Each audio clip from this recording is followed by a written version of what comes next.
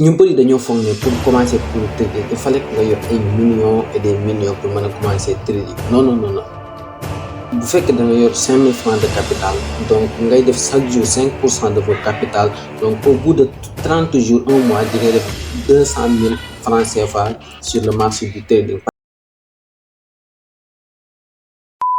Comment j'ai transformé 5000 francs à 200 000 francs CFA par mois grâce à le trading. Je ne parle pas du rêve. Je vous montre aujourd'hui mes stratégies, étape par étape, comment j'ai fait à réussir plus de 200 000 francs CFA par mois grâce à le trading. Donc, regardez la vidéo jusqu'à la fin, je vous partage tous mes stratégies. Avant d'aller plus loin, pour nous regarder mes vidéos, bienvenue dans notre monde. Fi dañuy waxtaan lépp lu jëm ci étude de business, que ce soit trading ou bien e-commerce. Donc, l'une de ces thématiques vous intéresse, je t'invite à vous abonner, like la vidéo et partager pour être informé dans chaque publication. Premier pas hyper important, c'est de comprendre la puissance du petit capital. Ñu bëri dañoo foog ne pour commencer pour trading il fallait que nga yor ay millions et des millions pour mën a commencer trading. Non. À seulement 5000 francs, moins de $10, tu peux tester, apprendre et développer une stratégie très rentable. Je vous donne un exemple. Bu fekkee da nga yor 5000 francs de capital, donc ngay def chaque jour 5% de votre capital, donc au bout de 30 jours, un mois, di nga def 200 000 francs CFA sur le marché du trading. Le trading, c'est pas compliqué. Tout simplement, il fallait que nga am benn objectif clair et précis. Deuxième partie hyper importante, c'est la stratégie de croissance. Voilà, donc il fallait que ngeen mën a am benn croissance ci seen stratégie, gëm ko wóolu ko, parce que entraîner un coup à 1000 fois est beaucoup plus important que entraîner 1000 coups une fois. Donc de seen stratégie à chaque fois da ngeen ko war a wóolu gëm ko, parce que bu trading nekkul loo xam da ngay am stratégie yu bëri du été. Non, il fallait que nga am benn stratégie bu précis nga mën cee fixer ay objectifs pour nga xamante di nga mën a réussir ci trading pour faire des millions par mois. Donc dama leen jox 4 stratégies yoo xamante ne c'est la croissance di stratégie là. Premièrement, c'est choisir un bon marché. Donc il fallait que ngeen am benn marché, très bon marché, comme par exemple Forex ou bien crypto. Bu fekkee Forex maa ngi conseillé au gold ak euro USD, crypto, Bitcoin et Ethereum, parce que ce sont des marchés liquides et volatiles. Deuxième idée, c'est une méthode de trading simple. Il faut utiliser comme smart money concept, ñu naan ko SMC, ou bien des autres stratégies yoo xam ne stratégies simples liées au support et résistance, parce que ce sont des stratégies très simples à utiliser pour ngeen mën a réussir ci trading, parce que trading c'est pas trop compliqué, mais nit ñi ñoo ko compliqué léegi seen bopp, parce que l'objectif c'est de rentrer sur un point précis pour ngeen mën a sortir très vite ci marché bi, pour ngeen mën a def gain à moins de 15 à 30 minutes. Troisième idée, c'est gestion du risque. Il faut ngeen mën a maîtriser gestion de risque, parce que trading waroo risquer maximum 2 à 3% de votre capital. Bu fekkee da nga bëgg rester ci marché bi à long terme, il te faut juste ngeen mën di risquer maximum 2 à 3% de votre capital. Comme par exemple bu fekkoon tey 5000 francs, exemple gars yi 5000 francs nga comme capital, da nga war a risquer au maximum 100 francs à 150 francs pour ngeen xamante ni il te faut 100 pertes pour mën a cramer votre compte. Te 100 pertes moom gëm naa ne nit du ko tegale ci trading bu fekkee am nga stratégie bu simple bu précis. Quatrième idée bi nga xamante ni moom a gën a ñor c'est la croissance progressive, parce que trading n'est pas un jeu d'hasard boo xam ne da nga ñëw rek pour mën a def ay millions tey. Non. C'est du métier boo xamante à long terme la. Bu fekkee bëgg nga réussir ci trading carrément, c'est un métier à long terme, parce que ce n'est pas du business. Il fallait que ngeen def ko métier nga xamante ni métier la boo xam ne à vie lay doon, mais pas à court terme, parce que métier moom du doon à court terme, à long terme la. Donc bul ñëw ci trading pour juste def ay millions tey. Non. Chaque jour da nga war a am benn objectif boo xamante ni 5 à 10% par jour. Boo ko amee da ngay génn marché.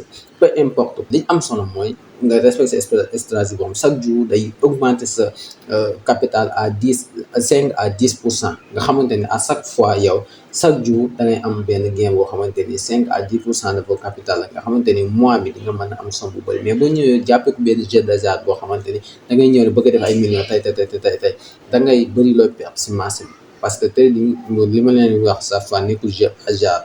Donc da ngeen war a viser à long terme. Donc au lieu de viser les gros coups, donc li ma leen conseille mooy ngeen mën a augmenter chaque jour seen capital 5 à 10% pour mën a rester à long terme. Troisième et dernière partie bi nga xamante ni dama leen koy partager mooy les erreurs à éviter. Yan erreur ngeen war a mën a moytu pour mën a def plus de 200 et quelques mille par mois comme man li ma koy defee. bi ci njëkk mooy ne pas trader sans un plan, parce que trading bu fekkee ne da nga ñëw rek pour trader sans benn plan précis, donc da ngay risque d'être cramé sa compte, parce que le trading c'est juste benn métier boo xam da nga war a respecter say stratégie, respecter tamit aussi say analyse. beneen risque bi ngeen war a moytuwaat mooy c'est ne pas utiliser l'effet de levier boo xamante ni bu élevé lay doon, parce que bu fekkee da ngay def trading li nga am sens li am solo si trading mooy nekkul loo bi ngay trader, mais juste xamal te position bi may jël ñaata laa pare pour risquer ko, parce que loo ñu bëri danaa damay am problème mu loo su ma yoree $500 ban loo laa war a jël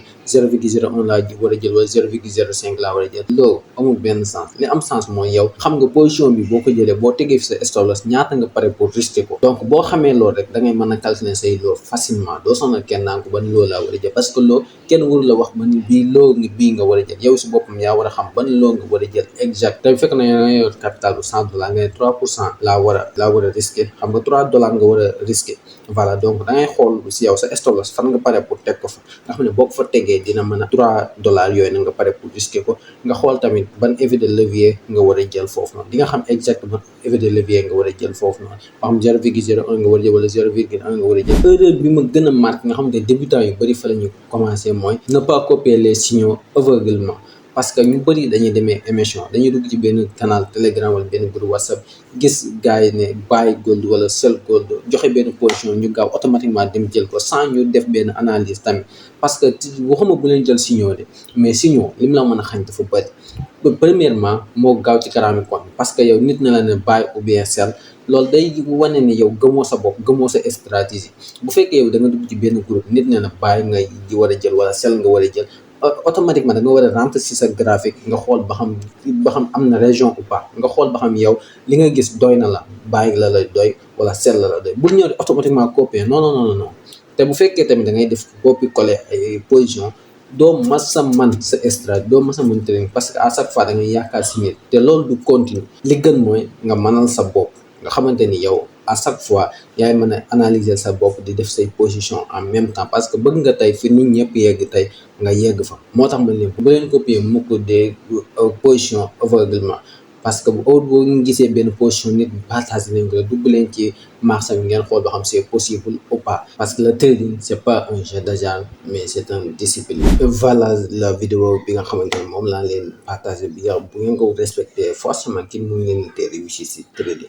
donc bu fekkee ne da ngeen bëgg ma leen di partager graphique yi ay cours pratique yoo xamante ni da ngeen di mën a gis samay graphique moo partager samay idées samay stratégie, comment j'ai fait pour prendre des positions, yan zone lay attendre pour mën a prendre position, tout ça dites-moi en commentaire ma def ci vidéo ci semaine bi ñuy dugg. voilà te aussi pour nga xamante ne amaguñ compte XCM mo suñu notre broker bi nga xamante ne c'est tellement fiable, donc sama lien mi ngi ci bio bi, daw leen ngeen créer seen compte, parce que bu ngeen créer compte ba dina leen may $30 de bonus pour nga xamante di ngeen ci mën a trader, te bu ngeen ci lu capital bu ngeen ci gagné di ngeen ko mën a retirer. voilà te aussi pour ñi nga xamante ne tamit bëgg na information trading, les formations c'est toujours disponible, c'est 100% en ligne. voilà pour ñi nga xam ne dañ cee bëgg a intéressé wu rek mën na ma envoyer message juste ci numéro bi. voilà ñu tout simplement formation trading. pour ñi nga xam ne dañoo bëgg bokk ci suñu groupe signaux bi c'est totalement gratuit, dañ koy envoyer suñu position déclinement tamit message ci numéro boobu nañu tout simplement groupe WhatsApp gratuit bi. voilà ñu dugal leen ci groupe bi nga xamante ni suñu position lañ ko fay partager. voilà donc bu fekkee vidéo bi neex na ne abonne-toi te nga like vidéo bi, te aussi am nga bu fekkee am nga loo bëgg ñu def ci vidéo dites-moi en commentaire. à très bientôt, ciao.